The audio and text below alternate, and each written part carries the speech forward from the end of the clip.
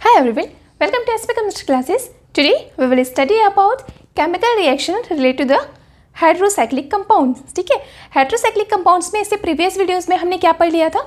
Mainly 3-6 types के compounds पढ़े थे हमने, जिसमें कौन कौन से हो गया था? Furan, pyrrole, thiophene, pyridine and indole और क्विनोलिन. तो जो पिरिडीन, इंडोल एंड क्विनोलिन है उनकी डिटेल स्टडी है ना, कि उसका सिंथेसिस कैसे करते हैं. उसमें 3 नेम्स रिएक्शन हमने पढ़ा. सिंथेसिस कैसे करते हैं, सिंथेसिस का पूरा मैकेनिज्म हमने प्रीवियस वीडियोस में कंप्लीट कर लिया है ना.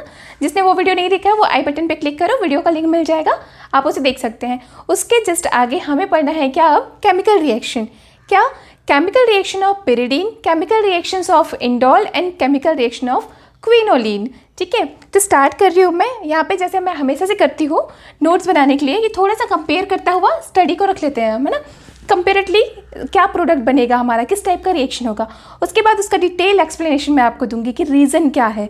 ठीक है, तो यहाँ पे मैंने क्या किया है, जो हमारा पिरिडीन है और इंडोल, क्विनोलिन, तीनों में होने वाले electrophilic substitution reaction and nucleophilic substitution reactions को ऐसे कंप्लीटली लिख लिया है. इसे हमें रिमेंबर करने में इजी हो जाता है. और जितने भी हमारे जैसे DSSB का एग्जाम्स हो गए, AP के एग्जाम हो गया, जिसमें डायरेक्ट प्रोडक्ट आता है ना, मैकेनिज्म नहीं बनवाता, उस केसेस में ये सब काम आ जाता है कि एक बार में हमने एक ही पेज में नोट कर रखा है तो देखा और वो लर्न हो जाते हैं. तो उसके लिए ऐसे नोट्स प्रिपेयर किया जा सकता है, इसलिए मैंने ऐसे कैटेगराइज करके लिख दिया है. ठीक है, बाकी जो डिटेल है एक एक का हम अलग से पढ़ेंगे. अभी इसके आगे पूरा लास्ट तक देखिएगा वीडियो, एक एक मैकेनिज्म बताऊंगी, रीज़न बताऊंगी, एवरीथिंग पूरा इसी वीडियो में एक्सप्लेन होगा केमिकल रिएक्शंस के बारे में. ठीक, स्टार्ट कर रही हूँ मैं. पिरिडीन में इलेक्ट्रोफिलिक रिएक्शंस कैसे होते हैं? तो सबसे पहले तो मुझे बताइए कि what is the electrophilic substitution reaction.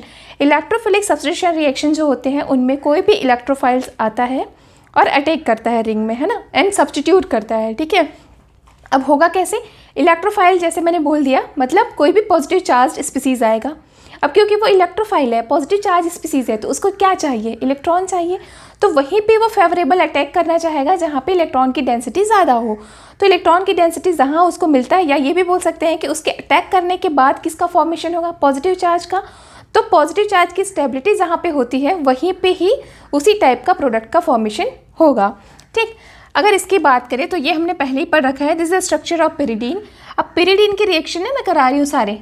ठीक है, सबसे पहले पिरिडीन की रिएक्शन कराते हैं ब्रोमिनेशन प्रोसेस, जो कि आपको पता है कि bromination is a electrophilic substitution reaction. तो जब पिरिडीन का ब्रोमिनेशन कराया जाता है तो ऐसे कंडीशन में जो प्रोडक्ट का फॉर्मेशन होगा, अभी मैं बार बार बोल रही हूँ, मैकेनिज्म नहीं बता रही, पूरी रीज़न एक्सप्लेन करूँगी आगे वीडियो में. ये ओनली आपके नोट्स प्रिपेयर करने के लिए कि प्रोडक्ट क्या बनता है, जिससे ना जल्दी से आपका लर्न हो जाए, एटलीस्ट प्रोडक्ट लर्न हो जाए.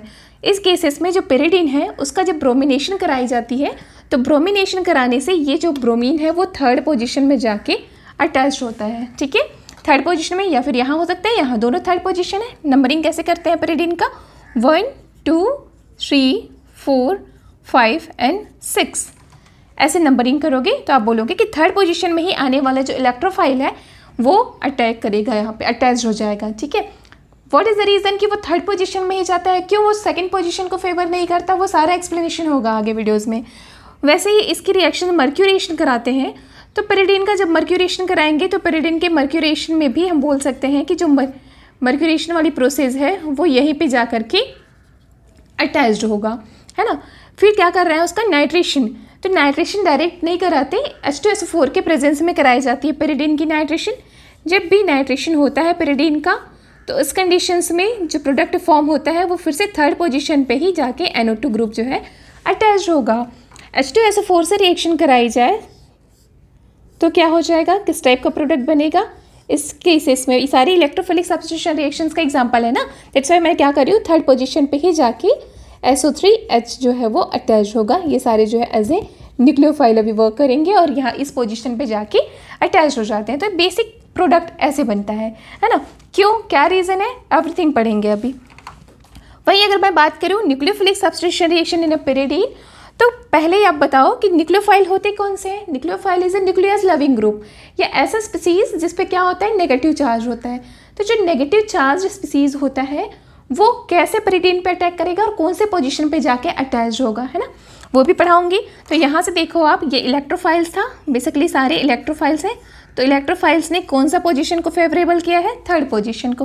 बिल्कुल वैसे ही जब बात करते हैं न्यूक्लियोफाइल की, तो पहले तो न्यूक्लियोफाइल बनाना सीखो। अगर मैं ऐसे ब्रेक करूँ तो इज ए मेटल, मेटल तो पॉजिटिव चार्ज लेके चला जाएगा और ये नेगेटिव चार्ज, तो बन गया ना हमारा nucleophile. This is a nucleophile जिसमें नेगेटिवली चार्ज है। ये इलेक्ट्रॉन रिच है, ये कैसा है, इलेक्ट्रॉन रिच है, और क्योंकि ये इलेक्ट्रॉन रिच है तो वहीं पे अटैक करेगा जहाँ से बनने वाले नेगेटिव चार्ज जो है वो स्पीसीज जो है स्टेबल हो जाए, ठीक। तो इस केसेस में जब इसकी रिएक्शन कराई जाती है न्यूक्लियोफाइल की, तो जो प्रोडक्ट बनता है हमारा वो होगा सेकंड पोजीशन पे। यहाँ से क्या निकल रहा है हमारा, न्यूक्लियोफाइल कौन सा है, OH है, तो ये जाएगा सेकंड पोजीशन पे। कहाँ पे अटैक करेगा, सेकंड पोजीशन, ठीक। बिल्कुल इसमें भी होगा वैसे ही। ये हो गया बेसिकली pyridine, और इसको ब्रेक करूँ तो ये मेटल है, पॉजिटिव चार्ज नेगेटिव चार्ज, तो यहाँ पे C4H9 आके अटैच हो जाएगा। NaNH2 की रिएक्शंस करें तो यहाँ पे फिर से ये मेटल इज ए नॉन, ये मेटल है, उसके साथ कनेक्टेड मेटल क्या करता है, इलेक्ट्रॉन डोनर होता है ऑब्वियस, तो उस पर पॉजिटिव चार्ज आ जाता है, तो सेकेंड हमें पता ही चल जाता है, एक्ट एज ए न्यूक्लियोफाइल।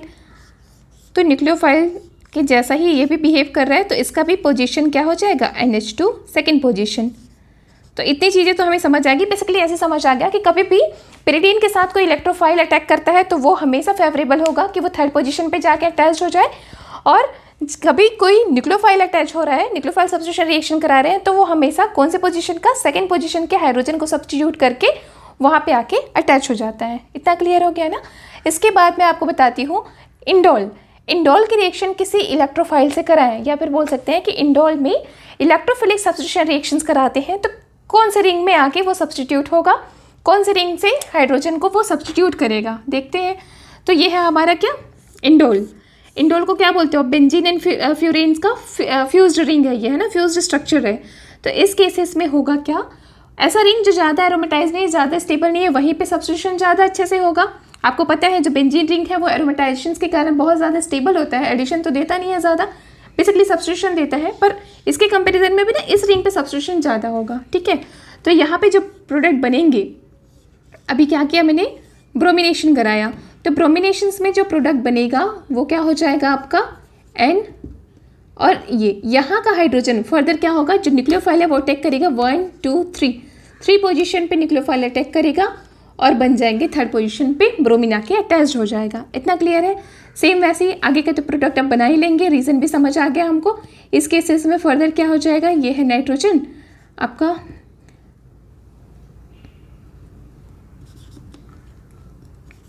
ये नाइट्रोजन है, थर्ड पोजीशन पे आप लगा दो। इसमें से कौन है, ये नेगेटिव, और ये है हमारा electrophile COCH3 is a electrophile, right.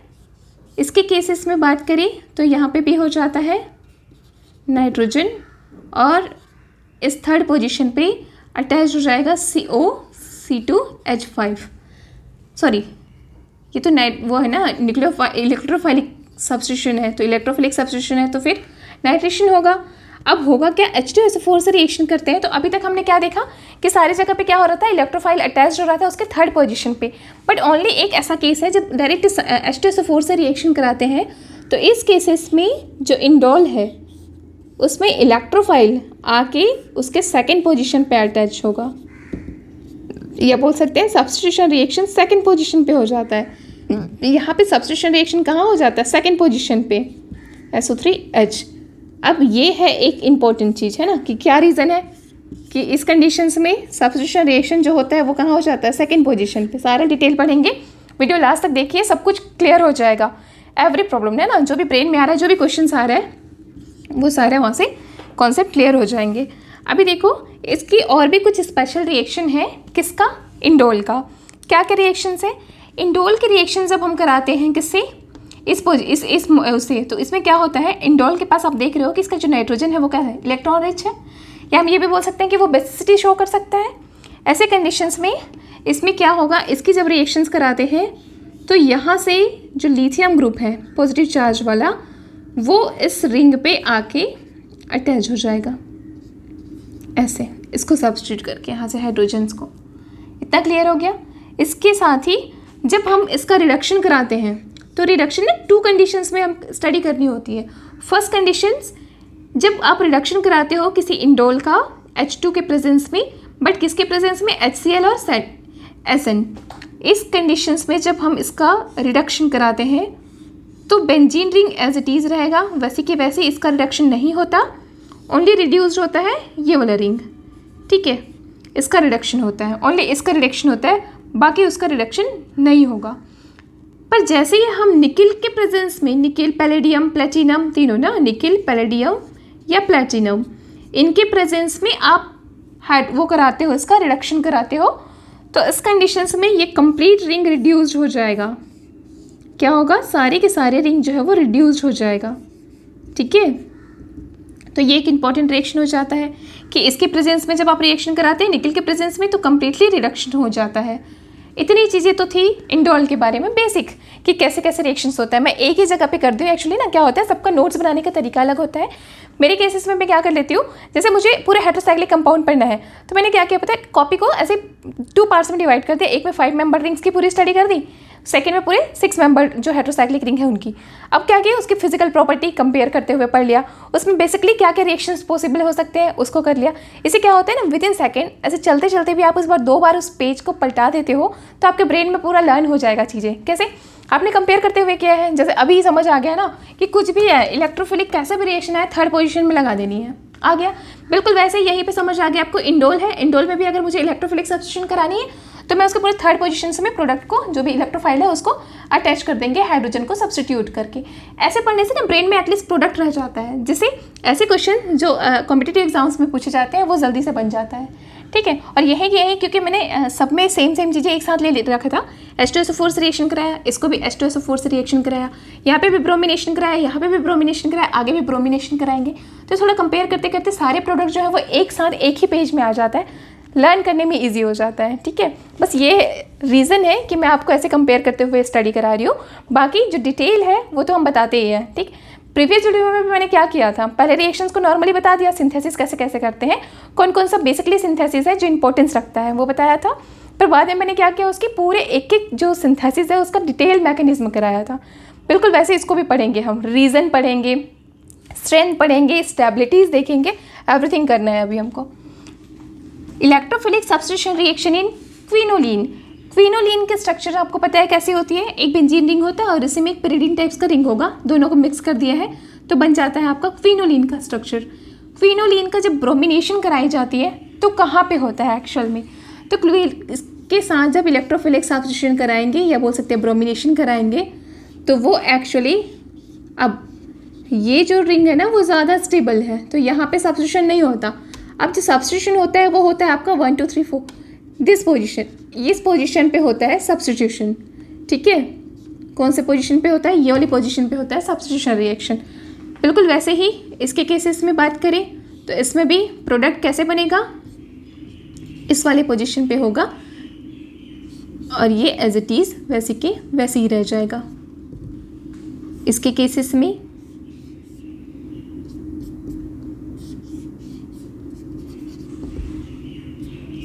और यहाँ पे हो जाएगा आपका, तो ये था इलेक्ट्रोफिलिक सब्स्टिट्यूशन इन क्विनोलिन। क्विनोलिन की कौन से पोजीशन पे जाके वो एक्चुअल में अटैच होता है कोई भी इनकमिंग ग्रुप, या फिर कैसे सब्स्टिट्यूशन रिएक्शन होती है वो चीज़ें हमको पता चल गया, ठीक है। कौन से पोजीशन में जाता है, वो वाली रिंग में बिल्कुल भी अटैच नहीं हो रहा है, वो दूसरे वाली रिंग में हो रहा है ना। ये सारी चीज़ें उनके एनर्जी पे डिपेंड करता है। जहाँ पे सब्स्टिट्यूशन रिएक्शंस के लिए बॉन्डिंग्स कम पड़ रही है या इजिली हाइड्रोजन को रिमूव किया जा सकता है, वहीं पे आके इनकमिंग ग्रुप अटैच होगा, तो वो सारी चीज़ों पे डिपेंड करेगा, सारा कंडीशंस इसमें भी, इसको भी डिटेल में बताऊंगी मैं आपको, ठीक। इसके अलावा मैं बोलूँ कि न्यूक्लियोफिलिक सब्स्टिट्यूशन रिएक्शन कैसे होता है, तो जो हमारा क्विनोलिन है उसमें न्यूक्लियोफिलिक सब्स्टिट्यूशन रिएक्शंस कराते हैं तो किस पोजीशन पे होता है एक्चुअल में वो देखते हैं। तो इसके केसेस में जो न्यूक्लियोफिलिक सब्स्टिट्यूशन रिएक्शन होता है, पहले तो न्यूक्लियोफाइल बनाने आना चाहिए आपको, है ना।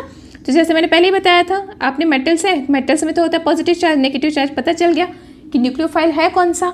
अब यही न्यूक्लियोफाइल आके अटैच होगा, तो कहाँ पे अटैच होता है, यहाँ पे सब्स्टिट्यूशन की जो रिएक्शन है वो प्रोसीड्स होती है फर्दर 2nd पोजीशन पे, इस पोजीशन पे, ठीक है।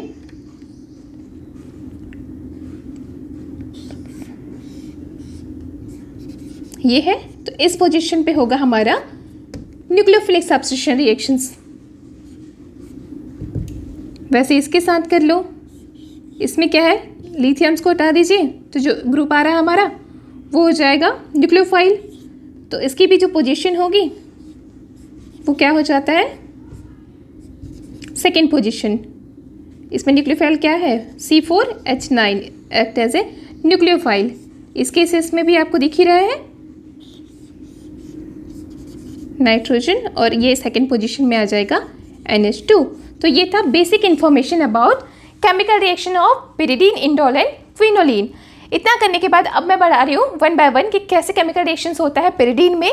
क्या रीज़न है कि उसके थर्ड पोजीशन पे ही जाके जो इलेक्ट्रोफाइल है वो अटैच होगा या सब्स्टिट्यूट करेगा हाइड्रोजन को, और न्यूक्लियोफाइल जो है वो ज़्यादातर सेकेंड पोजीशन में ही क्यों जाता है। सारा रीजंस पढ़ेंगे अभी वन बाय वन, ठीक है। स्टार्ट कर रही हूँ मैं। Now study about the structure of pyridine and उसका ऑर्बिटल्स कैसे होते हैं, कैसे उनमें हाइब्रिडाइजेशन होता है, फिर व्हाट इज द रीजन, क्या रीजन है कि कोई भी जो हमारा पिरिडीन है वो न्यूक्लियोफिलिक सब्स्टिट्यूशन रिएक्शन ज़्यादा अच्छे से शो करता है compare to electrophilic substitution reaction, ठीक है। व्हाट इज द रीजन कि एडिशन रिएक्शंस के लिए ज़्यादा फेवरेबल नहीं है। इसके साथ ही हम ये भी बताएंगे कि जो इलेक्ट्रोफाइल है उसका पोजीशन क्यों थर्ड है और क्यों न्यूक्लियोफाइल जो है वो पिरिडीन के सेकेंड पोजीशन में हाइड्रोजन को सब्स्टिट्यूट करके अटैच होता है। तो सारा डिटेल इन्फॉर्मेशन स्टार्ट कर रही हूँ मैं अभी। सबसे पहले ना उसकी थोड़ी सी बेसिक स्ट्रक्चर का पता करते हैं कि एक्चुअल में पिरिडीन है कैसा। तो अगर मैं पिरिडीन की स्ट्रक्चर बनाऊं तो कैसा होता है आपका, ये 6 मेंबर्ड नाइट्रोजन कंटेनिंग कंपाउंड्स है जो सारा पढ़ रखा है हमने।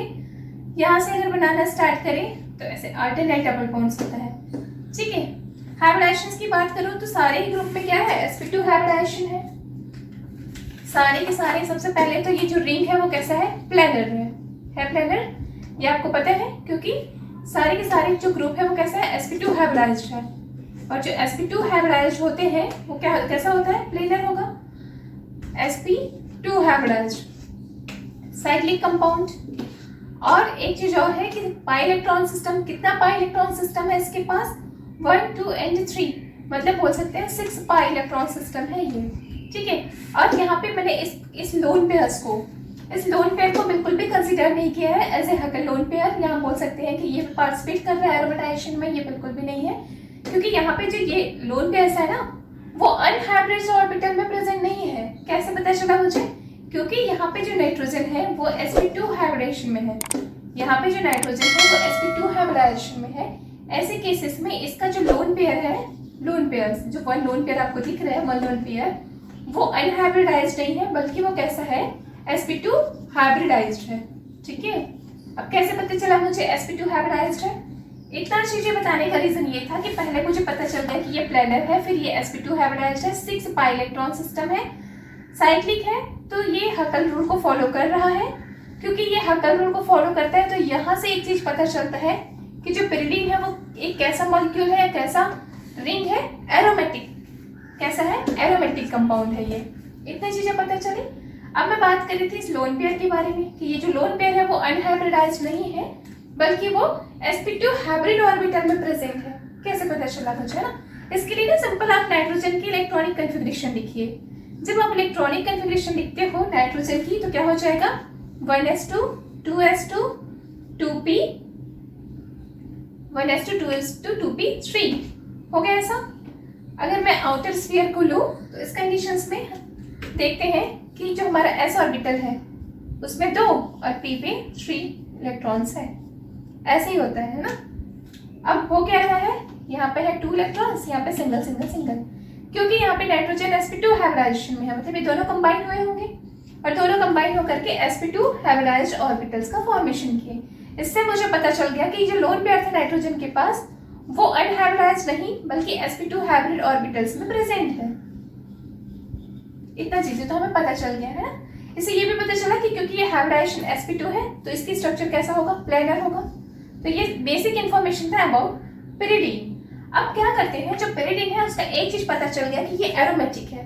अब सबसे पहला क्वेश्चन जो हमारे ब्रेन में आ रहा था कि क्यों पिरिडीन एडिशन रिएक्शंस के लिए ज्यादा फेवरेबल नहीं है, या क्या रीजन है कि हमने एडिशन रिएक्शंस पढ़ा ही नहीं इसमें। तो वो मैं बताती हूँ आपको। सपोज मैंने क्या किया, पिरिडीन लिया और पिरिडीन में ना एडिशन रिएक्शन करा दिया। ये है पिरिडीन मेरे पास, ऐसी पिरिडीन है। अब पिरिडीन में मैंने कोई भी एडिशन रिएक्शन करा लिया। चलिए जैसे ही एडिशन रिएक्शन कराया, HBr की रिएक्शन करा दी, सपोज मान रही हूँ, ठीक है। जैसे ही मैंने इसमें एडिशन रिएक्शन कराया तो आप देखना कि क्या बनेगा। ये नाइट्रोजन, यहाँ से आ गया H और यहाँ पे Br, चलिए एडिशन हो गया।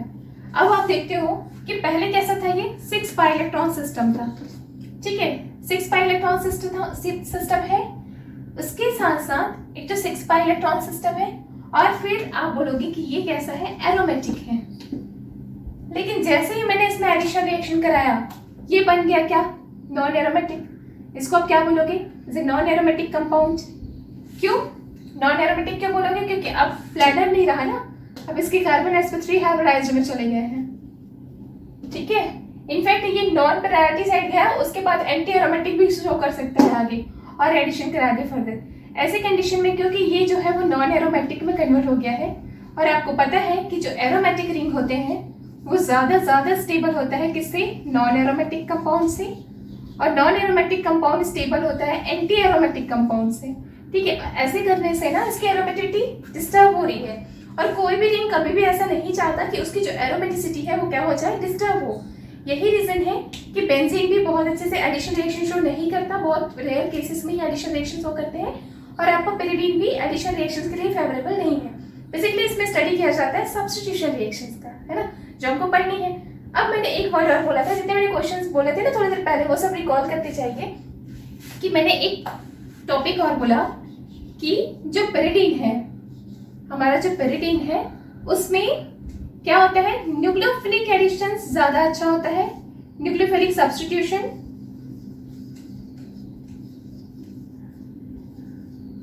ज्यादा अच्छे से होता है, ज्यादा फेवरेबल है। ये किसके कंपेयर में, इलेक्ट्रोफिलिक सब्स्टिट्यूशन के कंपैरिजन में, इलेक्ट्रोफिलिक सब्स्टिट्यूशन के कंपैरिजन में, ठीक है।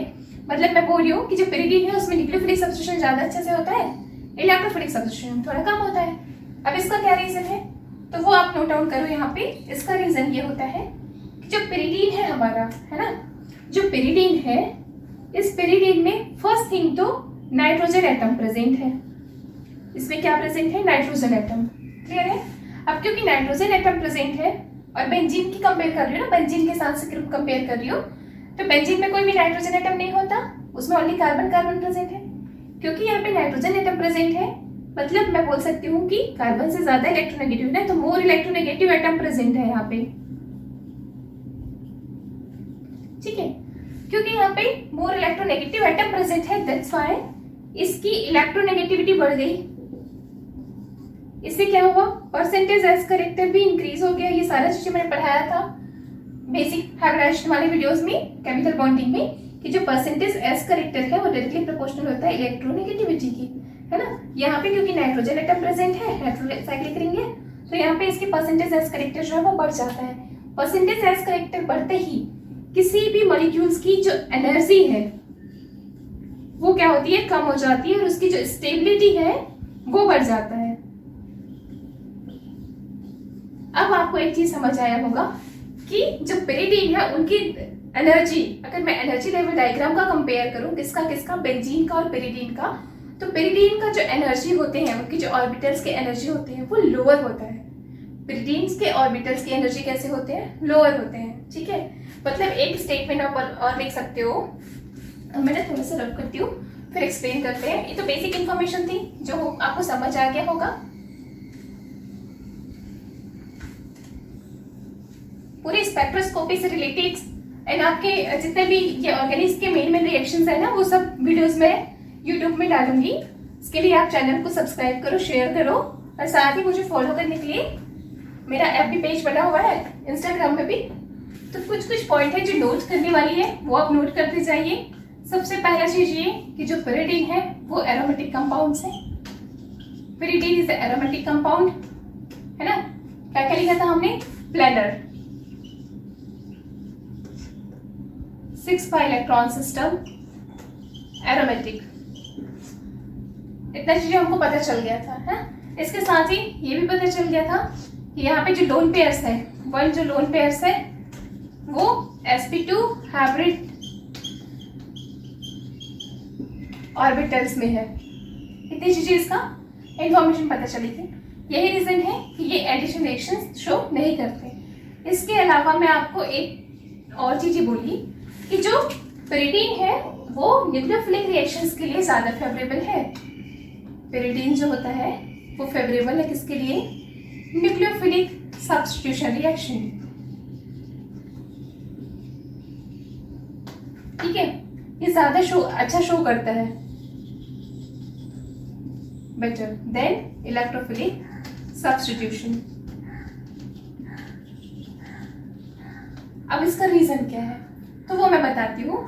वही चीज़ मैं लिखवाना चाह रही थी, वो भी आप नोट डाउन कर सकते हैं। सारे इंपॉर्टेंट पॉइंट्स हैं जो हम नोट कर सकते हैं। फर्स्ट थिंग तो ये कि जो हमारा पेरिडीन होता है ना, पेरिडीन, उसके पास में मोर इलेक्ट्रोनेगेटिव एटम नाइट्रोजन प्रेजेंट है। नाइट्रोजन प्रेजेंट है, क्योंकि नाइट्रोजन प्रेजेंट है इसकी इलेक्ट्रोनेगेटिविटी ज़्यादा होती है। यही रीज़न है कि इसमें परसेंटेज एस करेक्टर भी क्या होगा? ज़्यादा। जैसे ही किसी भी रिंग्स में परसेंटेज एस करेक्टर उसका बढ़ता है तो उसकी जो एनर्जी है ना, उनमें होमो जो होता है ऑर्बिटल्स, मॉलिक्यूलर ऑर्बिटल्स की एनर्जी जो होती है वो डिक्रीज होता है। मॉलिक्यूलर ऑर्बिटल्स की एनर्जी ऑफ मॉलिक्यूलर ऑर्बिटल्स क्या होता है? डिक्रीज होता है। और उसकी जो स्टेबिलिटी है वो क्या हो जाती है? इंक्रीज हो जाती है। स्टेबिलिटी कैसे होती है? इंक्रीज होती है। इतना चीजें हमने पता कर लिया। अब है क्या चीजें? किसी भी रिंग के बारे में आप जानते हो, जैसे अगर मैं बेंजीन की बात करूं तो ये बेंजीन में तो कोई भी नाइट्रोजन एटम है नहीं, सारे एटम्स कैसे हैं? कार्बन है। इसकी मॉलिक्यूलर ऑर्बिटल डायग्राम्स बनाए तो सिंपली ऐसे बना देते हैं ना, ऐसे। इसका मॉलिक्यूलर ऑर्बिटल डायग्राम बनाया तो सिंपली ऐसा होता है, बॉन्डिंग, एंटी बॉन्डिंग, और ये सारे जो होते हैं वो नॉन बॉन्डिंग कर सकते हैं। अब इस केसेस में क्या होता है? सॉरी, ये सारे बॉन्डिंग होगा और ये सारे एंटी बॉन्डिंग होते हैं। यही होता है 3 बॉन्डिंग एंड 3 एंटी बॉन्डिंग। तो ये जो मॉलिक्यूलर ऑर्बिटल्स इसके बनते हैं, इसकी एनर्जी थोड़ी ज्यादा होती है। किसके कंपैरिजन में? इनके कंपैरिजन में, पेरिडीन के कंपैरिजन में। ये जो मेरा पेरिडीन होता है उसमें एक हेट्रोसाइक्लिक कंपाउंड है और नाइट्रोजन एटम है जो कि मोर इलेक्ट्रोनेगेटिव है। तो इसका जो होमो होता है ना, ल्यूमो आप बोलोगे, lowest unoccupied molecular orbital, and HOMO highest occupied molecular orbital. तो जो होमो है और ल्यूमो है, ठीक है, HOMO and LUMO, highest occupied molecular orbital and lowest unoccupied molecular orbital, दोनों की एनर्जी डाउन हो जाती है due to more electronegative atom nitrogen. ठीक है, अब क्योंकि दोनों की जो एनर्जी है वो नीचे चली गई है, मतलब वो ज्यादा न्यूक्लियस के अट्रैक्शन में है। यहाँ पे है इसका न्यूक्लियस, ठीक। अब दोनों की जो एनर्जी होती है ना वो नीचे चला जाता है। अब क्योंकि दोनों की एनर्जी नीचे है, ये फील्ड है, तभी मैं बोल रही हूँ हाईएस्ट ऑक्यूपाइड। तो क्योंकि दोनों की एनर्जी जो है वो नीचे चली गई है, यही रीजन है कि अब कोई भी अगर न्यूक्लियोफाइल आया तो न्यूक्लियोफाइल क्या करता है? अपना इलेक्ट्रॉन देता है। कोई भी न्यूक्लियोफाइल से अगर मैं रिएक्शन कराती हूँ पेरिडीन की, तो वो क्या करेगा? अपना इलेक्ट्रॉन डोनेट करेगा। क्योंकि ये अपना इलेक्ट्रॉन डोनेट करेगा तो ये डोनेट किस में करेगा? ल्यूमो में। और ल्यूमो की एनर्जी कैसी है? नीचे है, और वो ज्यादा अट्रैक्शन में है। किसकी ज्यादा अट्रैक्शन में? न्यूक्लियस की। तो ये इजिली ले लेगा ना उस इलेक्ट्रॉन्स को। कोई भी जो न्यूक्लियोफाइल होता है वो क्या होता है? न्यूक्लियस लविंग ग्रुप होता है, एंड वो इलेक्ट्रॉन रिच स्पीसीज है। वो जब अटैच्ड होगा तो वो अपने इलेक्ट्रॉन डोनेट करके अटैच्ड होगा, राइट। तो वो अगर इलेक्ट्रॉन डोनेट कर रहा है और मेरा लेने वाला जो लेवल है वो नीचे है, न्यूक्लियस के पास है, तो अट्रैक्शन तो बढ़ेगा, राइट। तो यहाँ पे क्योंकि हाई अट्रैक्शन होता है यहाँ, तो ये ना इजिली ले लेता है इलेक्ट्रॉन्स को। यही रीजन है कि जो पेरिडीन है उसमें न्यूक्लियोफिलिक सब्स्टिट्यूशन रिएक्शन ज्यादा फेवरेबल होता है, क्योंकि इसकी किसके कारण से? लो लाइन, इसको बोलते हैं लो लाइन, या बोल सकते हैं lower energy level of LUMO. LUMO की एनर्जी कम होती है, वो ज्यादा नियरेस्ट होता है न्यूक्लियस की। ल्यूमो की एनर्जी कम है तो वो न्यूक्लियस के ज्यादा नियरेस्ट है, उसमें अट्रैक्शन पावर ज्यादा है। यही रीजन है कि आने वाला जो न्यूक्लियोफाइल है वो इजिली अटैच हो सकता है अपने इलेक्ट्रॉन डोनेट करके, ठीक है। लेकिन इलेक्ट्रोफाइल आएगा तो उसको क्या चाहिए? इलेक्ट्रॉन चाहिए, है ना। अब पेरिडीन का जो होमो है वो भी कैसा है? लोअर एनर्जी का है। तो जब होमो भी लोअर एनर्जी का है तो वो किसी इलेक्ट्रोफाइल को इलेक्ट्रॉन कैसे देगा? मतलब यहाँ पे ना कोई एक इलेक्ट्रोफाइल आ गया, ठीक है, ये इलेक्ट्रोफाइल आया। अब इलेक्ट्रोफाइल को चाहिए क्या? इलेक्ट्रॉन चाहिए। अब इलेक्ट्रोफाइल आ रहा है इसके पास, पेरिडीन के पास अटैक करने के लिए, पर वो देखता है कि इसका जो इलेक्ट्रॉन है, पेरिडीन का इलेक्ट्रॉन, वो तो न्यूक्लियस के पास है, तो इजिली ये अपना इलेक्ट्रॉन डोनेट तो नहीं कर सकता ना, नॉट इजिली, है ना। ये बहुत इजिली इसको डोनेट नहीं करेगा। तो ऐसे केसेस में अब मुझे ये चीज क्लियर हो गया कि इन पेरिडीन, जो पेरिडीन है उसमें जो pyridine है मेरा उसमें क्या होता है, लोअर एनर्जी का होमो प्रेजेंट है। होमो कैसा है, लो एनर्जी का है। लो एनर्जी का है तो इस कंडीशंस में ये क्या कर सकता है, not easily donate electrons. Easily donate electrons नहीं कर पाएगा ये किसको, टू इलेक्ट्रोफाइल। यही रीजन है कि मैं ये बोल सकती हूँ कि इलेक्ट्रोफिलिक जो सब्स्टिट्यूशन है वो ज्यादा फेवरेबल नहीं है। ठीक है, नेक्स्ट इज देखिए ल्यूमो। ल्यूमो कैसा है pyridine का, pyridine का जो ल्यूमो है वो भी लो लाइन है या बोल सकते हैं लोअर एनर्जी का है। लोअर एनर्जी का है, that's why easily gain electron.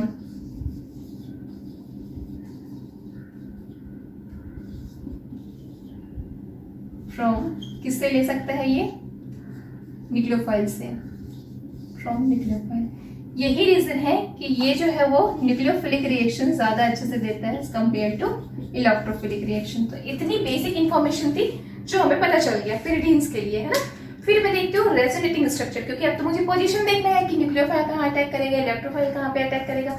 तो इस पोजीशन के लिए क्या करते हैं, स्टार्ट कर रहे हैं। बिल्कुल बेसिक्स पढ़ा रही हूँ मैं, मतलब जो 12th क्लास का जो बच्चा होता है ना उसको पढ़ाया जाता है ना ऐसे, क्योंकि उनको ये सारी चीजें पता नहीं होता। रीजन अगर आपको पता है, ये सारी चीजें आप जानते हैं तो वीडियो स्किप करके आगे देख सकते हैं। आगे मैं सारे पोजीशंस बताऊंगी, साथ ही इंडोल एंड क्विनोलिन भी एक्सप्लेन करना है। अब बात करते हैं रेजोनेटिंग स्ट्रक्चर की। तो जो pyridine का रेजोनेटिंग स्ट्रक्चर होता है, रेजोनेटिंग स्ट्रक्चर ऑफ pyridine, तो pyridine के रेजोनेटिंग स्ट्रक्चर पे फोकस कीजिएगा। ये है मेरा फर्स्ट pyridine, इसमें यहाँ पे है इलेक्ट्रॉन्स,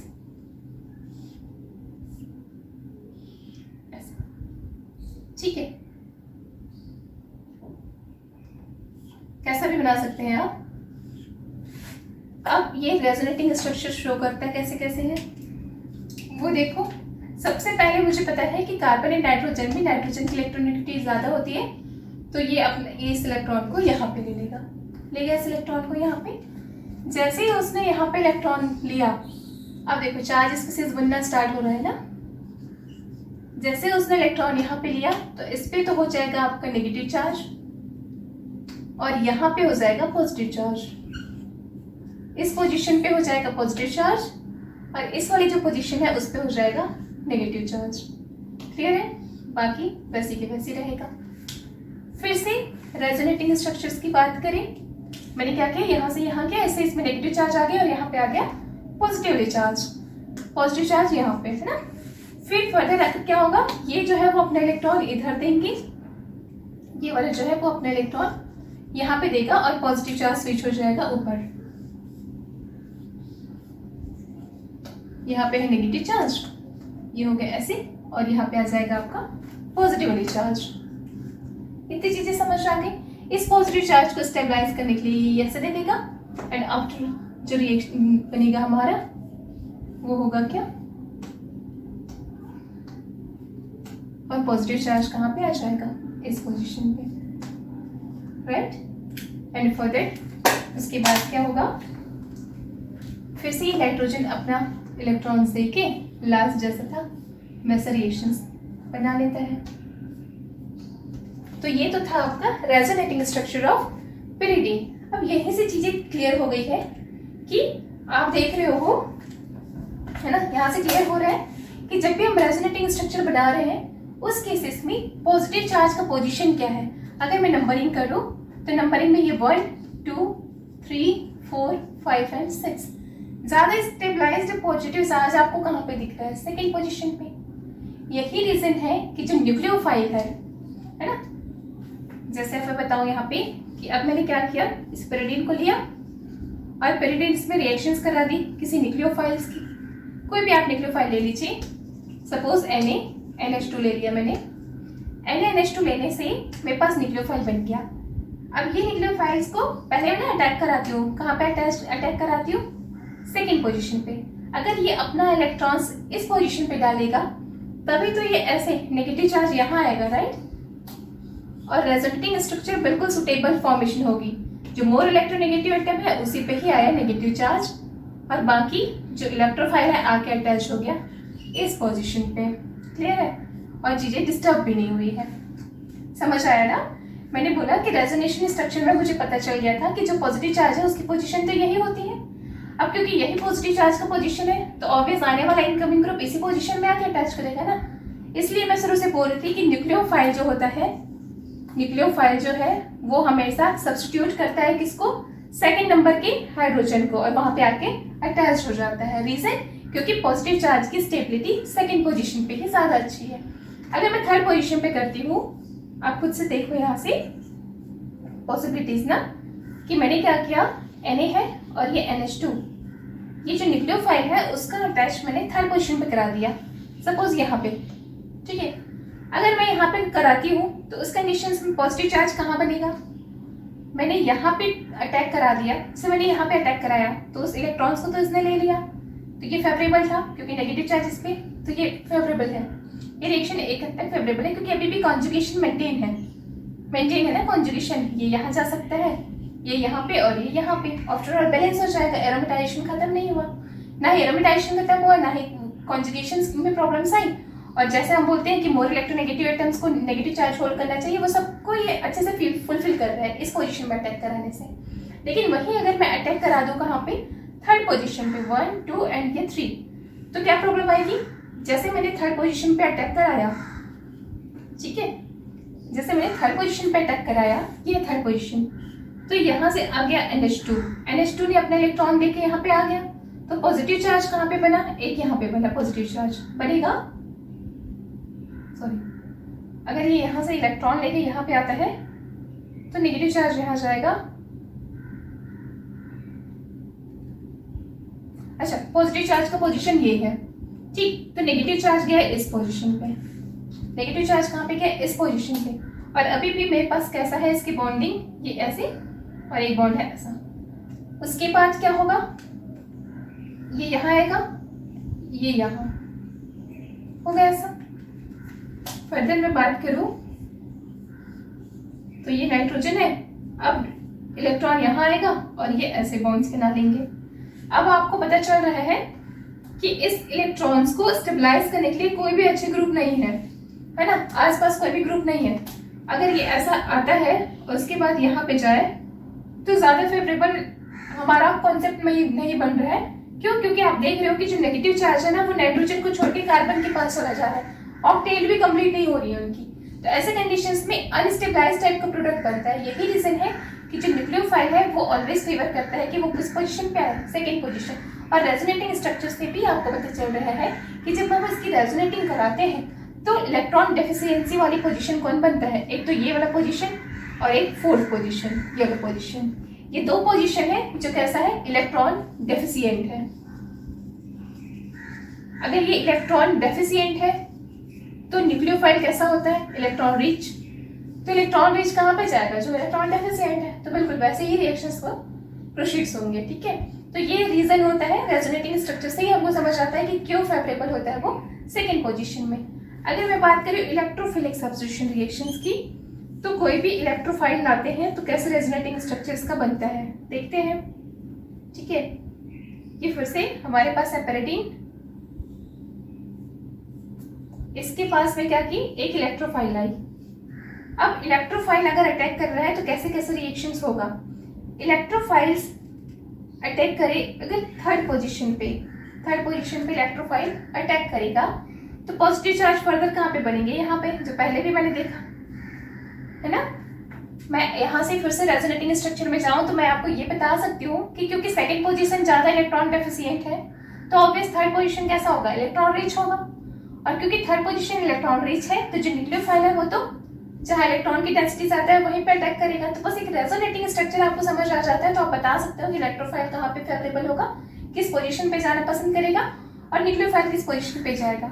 अब इसकी बात करें कि ये जो है ना वो थर्ड पोजीशन पे जाना ज्यादा फीवर करता है, इसका रीजन क्या है, तो फर्दर रेजोनेशन, ज्यादा रेजोनेटिंग स्ट्रक्चर का फॉर्मेशन होना। और आपको पता है किसी भी प्रोडक्ट की अगर रेजोनेटिंग स्ट्रक्चर ज्यादा है तो उतना ही ज्यादा वो स्टेबल होता है। अब यहाँ पे आ गए इलेक्ट्रोफाइल। इलेक्ट्रोफाइल्स के यहाँ आते ही इलेक्ट्रोफाइल आया, इलेक्ट्रोफाइल ने इस इलेक्ट्रॉन्स को ले लिया इलेक्ट्रॉन्स को, तो यहाँ पे आ गया पॉजिटिव चार्ज, तो फर्दर इस पोजीशन पे पॉजिटिव चार्ज। अब क्योंकि यहाँ पे पॉजिटिव चार्ज है तो फिर से मूवमेंट होगी, ये ऐसा जाएगा, फिर से एक रेजोनेटिंग स्ट्रक्चर का फॉर्मेशन होगा। तो एक बहुत ज़्यादा रेजोनेटिंग स्ट्रक्चर अगर बनी तो ही हम बोलते हैं कि वो रिएक्शन ज़्यादा अच्छा फेवरेबल है, more than one resonating structures के कारण, है ना। ये अब पॉजिटिव चार्ज यहाँ पे आ जाएगा एंड फर्दर क्या होगा, ये जो है इससे जो स्टेबलाइज हो जाएंगे। अब क्या हो रहा है, इस पॉजिटिव चार्ज को, इस वाले जो पॉजिटिवली चार्ज है उसको स्टेबल करने के लिए एक तो मोर इलेक्ट्रोनेगेटिव एटम प्रेजेंट है यहाँ पे, ये जो पॉजिटिव चार्ज है ना उसको स्टेबलाइज करने के लिए मोर इलेक्ट्रोनेगेटिव एटम प्रेजेंट है। साथ ही साथ मैं ये भी बोलूंगी कि मोर इलेक्ट्रोनेगेटिव एटम प्रेजेंट है, उसके साथ साथ ये ऐसे स्टेबलाइज भी हो रहा है ना, और इसके थ्रू भी रेजोनेंस में है, ये यहाँ से यहाँ जा सकता है। तो यही रीजन है। और पॉजिटिव चार्ज अब क्या हो रहा है, नाइट्रोजन पे नहीं आ रहा है। और आपको ये चीज तो पता ही होना चाहिए कि नाइट्रोजन पे पॉजिटिव चार्ज अनस्टेबल होता है, क्योंकि कार्बन और नाइट्रोजन के केसेस में बिल्कुल बेसिक है कि नाइट्रोजन की इलेक्ट्रोनेगेटिविटी ज्यादा होती है, तो वो अपने ऊपर पॉजिटिव चार्ज को होल्ड करके नहीं रख सकता। दैट इज द रीजन कि कभी भी इलेक्ट्रोफिलिक आकर्षण होता है तो वो थर्ड पोजीशन पे होगा, एंड न्यूक्लियोफिलिक आकर्षण होगा तो वो सेकंड पोजीशन पे होगा। इतना क्लियर हो गया? तो इसकी रिएक्शन तो कंप्लीट हो गई। अब बात कर लेते हैं इंडोल, जो मैंने पढ़ाया था, ठीक है, कि इंडोल में कैसे होता है रिएक्शंस। फिर कुछ इंपॉर्टेंट रिएक्शंस है जो डायरेक्ट फॉर्म में आते हैं एग्जाम्स में, वो क्वेश्चंस कर लेंगे हम, उससे प्रैक्टिस हो जाएगी। बड़े बड़े सी क्वेश्चन, ये बेसिक्स था, जो बड़े बड़े क्वेश्चंस होते हैं ना जो गेट में आता है, CSIR नेट गेट जेई, उसके क्वेश्चन पे प्रैक्टिस करेंगे, ठीक। तो इसकी भी थोड़ी बेसिक इन्फॉर्मेशन पता होनी चाहिए। सबसे पहले मैं बात करूँ इसके स्ट्रक्चर्स की, तो जो इंडोल है उसकी स्ट्रक्चर कैसा होता है, इज ऑल्सो एरोमेटिक कंपाउंड, ये आपको पता है, लेकिन मैं ना ये फिर से क्यों बता रही हूँ, क्योंकि यहाँ पे जो एरोमेटाइजेशन है उसमें पार्टिसिपेट करता है नाइट्रोजन का ये इलेक्ट्रॉन। यही रीज़न है कि ये बहुत अच्छा बेसिसिटी शो नहीं करता, और कुछ रिएक्शंस हैं जो क्विनोलिन देगा और वो इस रिएक्शंस को नहीं देगा, ये वाला जो है रिएक्शन को नहीं देते, पर कुछ ऐसे रिएक्शंस जिसको क्विनोलिन बहुत अच्छे से देता है, ठीक है। तो उसका रीज़न बताऊँगी मैं अभी। इसके केसेस में मैं बात करूँ तो नंबर ऑफ पाई इलेक्ट्रॉन्स कितना है, प्लेनर है, वो तो दिख ही रहा है आपको, sp2 हाइब्रिडाइज्ड है सारे, तो प्लेनर होगा। लेकिन इसके साथ साथ अगर मैं बात करूँ कि वो कैसा है, पाई इलेक्ट्रॉन सिस्टम कितना है, तो 1 2 3 4 एंड 5 बोल सकते हो 10 पाई इलेक्ट्रॉन सिस्टम है। साथ ही 10 पाई इलेक्ट्रॉन सिस्टम है, इसका जो लोन पेयर्स है वो कैसा है, अनहाइब्रिडाइड है, एंड ये किस में पार्टिसिपेट कर रहा है, कॉन्जुगेशन में। लोन पेयर कॉन्जुगेशन में है और एरोमेटाइजेशन में पार्टिसिपेट करता है, इसलिए ये इजीली लोन पेयर्स को डोनेट नहीं करता है, एंड बेसिक कैरेक्टर्स थोड़ा कम शो करेगा, ठीक है। ये आपको दिख रहा है ना, ऐसे कॉन्जुगेशन में है इसका लोन पेयर, और वो एरोमेटिसिटीज़ में पार्टिसिपेट कर रहा है। ये ओवरऑल कंपाउंड कैसा है, एरोमेटिक कंपाउंड है और एरोमेटाइजेशन में पार्टिसिपेट कर रहा है इसके लोन पेयर्स, ठीक। बात करें इसका रिएक्शन का, केमिकल रिएक्शंस की, कि कैसे इलेक्ट्रोफाइल आके अटैच्ड होगा, तो इसके लिए सबसे फर्स्ट थिंग तो ये है कि जैसे मैंने पहले बता दिया कि इसमें इलेक्ट्रोफाइल की रिएक्शंस कराते हैं, किसी भी इलेक्ट्रोफाइल्स की जब रिएक्शन कराई जाती है, ये हमारा इंडोल में इलेक्ट्रोफाइल आके जुड़े अगर, तो कैसे होती है रिएक्शंस, ठीक है। If this electrophiles attack in this position, अगर ये इस पोजिशन में अटैक करता है, इस पोजिशन में अटैक करते ही आपको क्या चीज़ समझ आ रहा है, जैसे ही इस पोजिशन में ये अटैच्ड हुआ तो क्या हो गया, ये यहाँ से इलेक्ट्रॉन इधर गया, इसके लिए जाता है ऐसा, तो स्ट्रक्चर जो मेरी फॉर्मेशन होगी वो कुछ ऐसे होगा, यहाँ पे आ गया इलेक्ट्रोफाइल, ये हाइड्रोजन है, और यहाँ पे बना हमारा पॉजिटिव चार्ज। अब आपको पता क्या चल रहा है, देखिए, क्या मैं बोल सकती हूँ कि ये पॉजिटिव चार्ज स्टेबल है, हाँ बिल्कुल है। क्यों? क्योंकि ये रेजोनेंस में है, नेगेटिव चार्ज के अट्रैक्शन में है, अपने रेजोनेटिंग स्ट्रक्चर्स की स्टेबिलिटी पड़ी होगी, है ना। तो जब भी हम स्टेबिलिटी देखते हैं तो हम बोलते हैं कि अपोजिट चार्ज जितना पास होता है वो कंपाउंड उतना ही ज़्यादा स्टेबल होता है। यही रीज़न है कि इस पोजीशन पे अटैक कराने से आफ्टर ऑल देखा जाए तो कोई भी चार्जेस में ना चेंजेस नहीं आई है, अभी भी चार्ज मेंटेन है। नेगेटिव चार्ज नाइट्रोजन पे था, नाइट्रोजन पे अभी भी नेगेटिव चार्ज है। पॉजिटिव चार्ज आया कार्बन पे, जो कि बिल्कुल पॉसिबिलिटीज़ है क्योंकि नाइट्रोजन से तो कम इलेक्ट्रोनेगेटिव एटम है। कौन? कार्बन पे पॉजिटिव चार्ज आ सकता है। एंड ओवरऑल अगर मैं चार्ज की बात करूँ ना, तो हम यहाँ पे ये बोल सकते हैं कि यहाँ पे चार्ज कंजर्वेशन है। कैसे? ये दोनों आपस में बॉन्ड बना ले, ठीक है, तो हो गया ना चार्ज कंजर्वेशन। अगर मैं बात करूँ इसकी, वो कैसे बनेगा, रेजोनेटिंग स्ट्रक्चर, तो इसका जो रेजोनेटिंग स्ट्रक्चर है वो कुछ इस प्रकार से बन सकते हैं। ये ऐसा है, ये नाइट्रोजन ने अपना इलेक्ट्रॉन इधर डोनेट किया, तो इलेक्ट्रॉन डोनेट करते ही अब क्या हो जाएगा, सॉरी अभी रुकिए, हाँ इलेक्ट्रॉन डोनेट किया तो ये बॉन्ड्स यहाँ पे बन जाएंगे ऐसा, ठीक है। और ये हाइड्रोजन, और इस पे आ जाता है पॉजिटिव चार्ज, क्योंकि नाइट्रोजन ने 4 पॉजिटिव चार्ज बना रखा है। अब बात आती है कि क्या ये रेजोनेटिंग स्ट्रक्चर स्टेबल है। तो अभी तक मैंने प्रीवियस में हमेशा से ये कहा कि नाइट्रोजन पे पॉजिटिव चार्ज स्टेबल नहीं होता, लेकिन इस केसेस में ये जो रिंग है ना ये स्टेबल है। इसका रीज़न क्या है?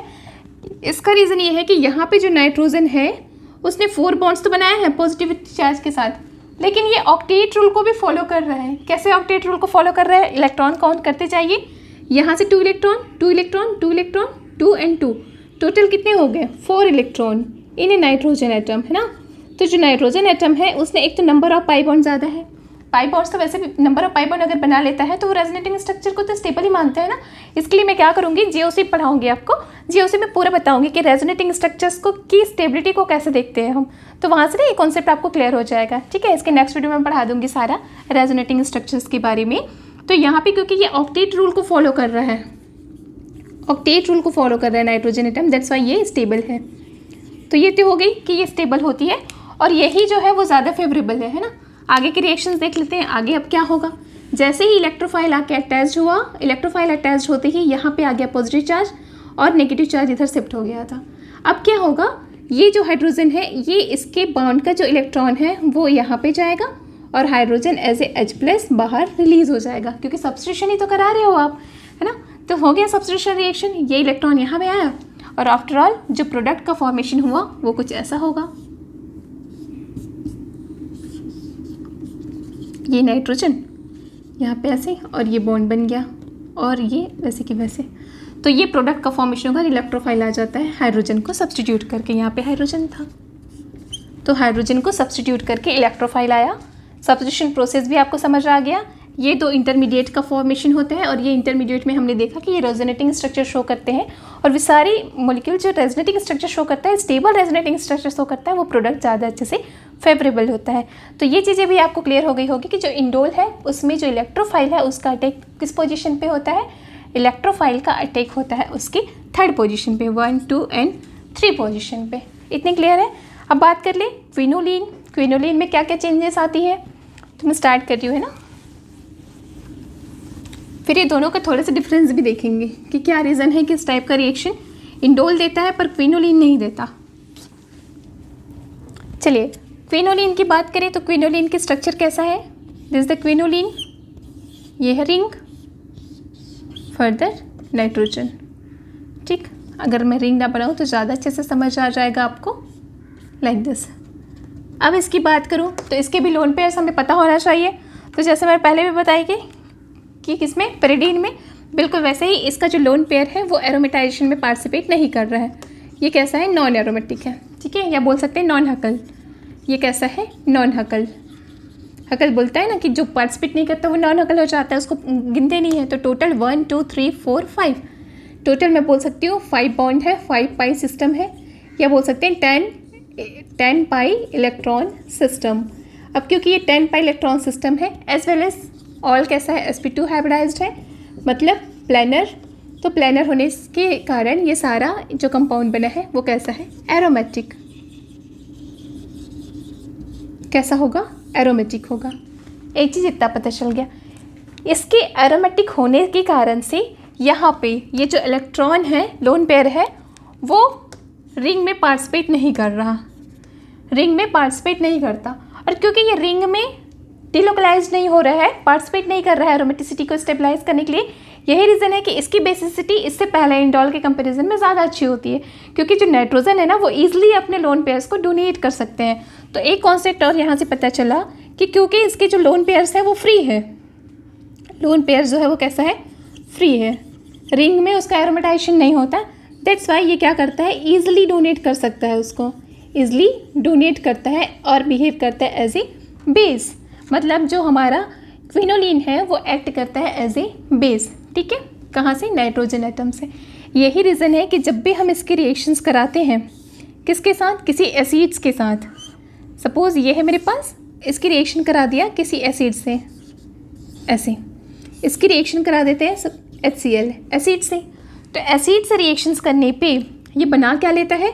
यहाँ से मैं देखूँ तो H+ ये नेगेटिव, तो आफ्टर रिएक्शंस क्योंकि इसके पास फ्री लोन पेयर्स है ईजिली ये पार्टिसिपेट करता है इस रिएक्शंस में एंड फॉर्म्ड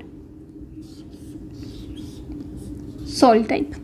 ये हो गया, यहाँ से हाइड्रोजन को अटैच कर लेगा और जो Cl है वो इसी पास में रहेगा। तो आफ्टर ऑल मैं फिर से बोल सकती हूँ कि चार्ज का क्या है? कंजर्वेशन है, ना चार्ज बन रहा है ना घट रहा है, बिल्कुल वैसे ही है। तो ये जो रिएक्शन है ये इसको बहुत अच्छे से फेवरेबल तरीके से ये शो करता है। वैसे ही अगर मैं बात करूँ CH3I की, तो ये एक ऐसा कंपाउंड है जो CH3 को कैसे देता है? एज ए पॉजिटिव फॉर्म में, ठीक है, और यहाँ पे ये नेगेटिव। तो इस कंडीशंस में भी रिएक्शंस कैसे होगा?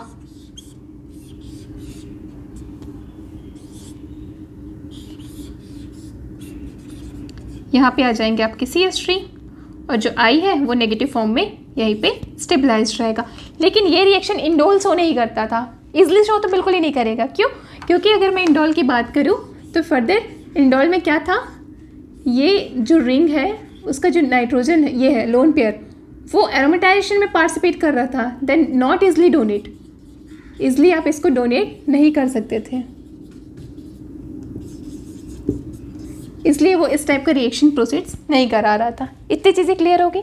इसके बाद बात करें इसमें भी कि कैसे होता है, किस पोजीशन पे आके इलेक्ट्रोफाइल अटैच होगा और किस पोजीशन पे आके न्यूक्लियोफाइल अटैच होगा। तो वो कॉन्सेप्ट किससे क्लियर हो जाता है? इसके रेजोनेटिंग स्ट्रक्चर से।